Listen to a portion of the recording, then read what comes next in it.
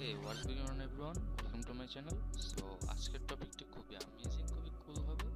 তো চলুন শুরু করা যাক। Let's get started. Hey guys, কি অবস্থা সবার? আশা করি সবাই ভালো আছেন। So back to my channel. অনেকদিন পর আসলাম চ্যানেলে গাইস। আজকে আমি একটা ছোট্ট ট্রিক্স দেখাবো। ট্রিক্স আমরা অনেক সময় দেখি যে আইফোনে নাম লেখা। এই যে এখানে লক স্ক্রিনে আমাদের যে লক স্ক্রিনটা থাকে এখানে নাম নাম লেখা থাকে। তো এইখানে কিভাবে নাম লিখতে হয় গাইস দেখুন। এটা যেহেতু আমার iOS 15, তো এখানে নামটা কিন্তু এখানে শো করে না।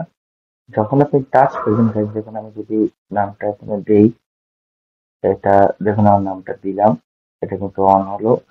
আমরা যে ফোকাস অন করি এটা দেখুন এখানে একটা স্টার চিহ্ন চলে আসছে, আর এখানে টাচ করলে দেখুন আমার নামটা শো হচ্ছে রাফি।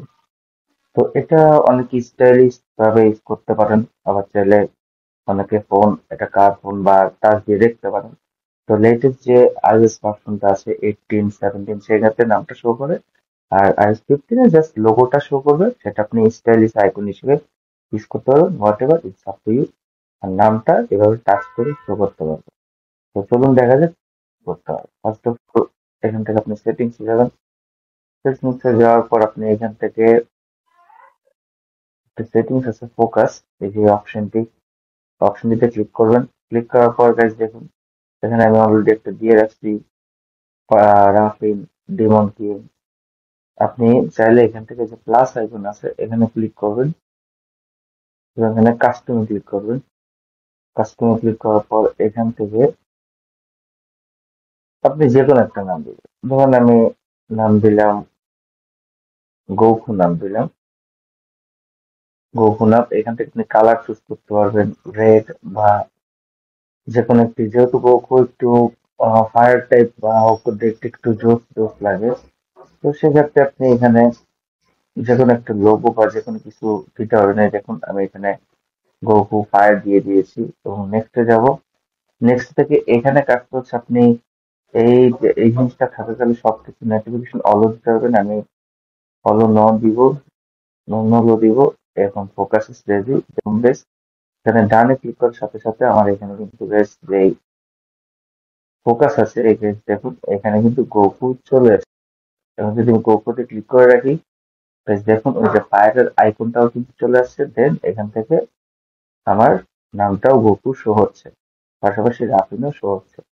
আপনি চাইলে এগুলি করে এটা রাখতে পারেন। আর iOS 70 বা 80 তে জাস্ট গোকুর নামটা এখানে আপার সাইডে শো হয়।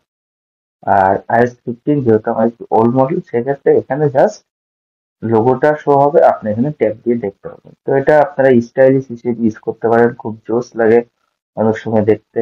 আইফোনে যেহেতু মিনিমালিস্টিক কাস্টমাইজেশন তেমন নেই, তারপরে এই জিনিসটা ট্রাই করতে পারেন একটু স্টাইল হিসেবে, যে আমার ফায়ার আইকন বা দেখতে একটু সুন্দর লাগে।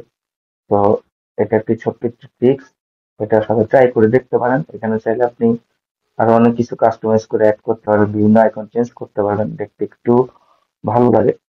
তো এটাই ছিল আজকের টিপস। এটা সবাই ট্রাই করবেন, জাস্ট একটা স্টাইলের জন্য যে নামটা দিয়ে রাখলেন গোকু, রাফিন, বা আমি যে এখন এটা যদি এটা দিয়ে দিই জাস্ট এখন এটা চলে আসবে।